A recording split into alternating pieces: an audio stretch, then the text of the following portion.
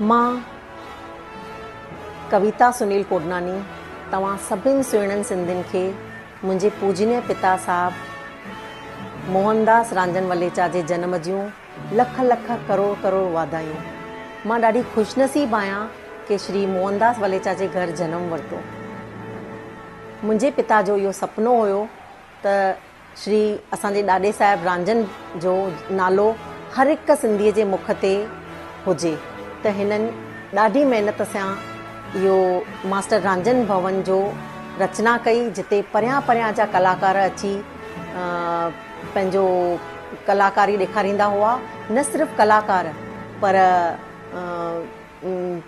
दोस्त मिट माइट जेके सालनि खां गॾजंदा न हुआ, उहे हिते अची रांजन भवन में पंहिंजी सिक मिटाईंदा हुआ।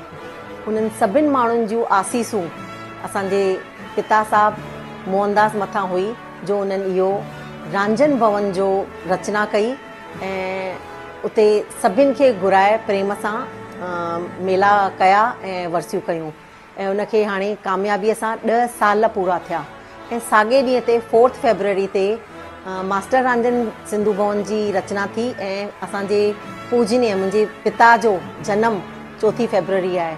त तव्हां सभिनि सुहिणनि खे जाम जाम बेशुमार बेशुमार वाधायूं।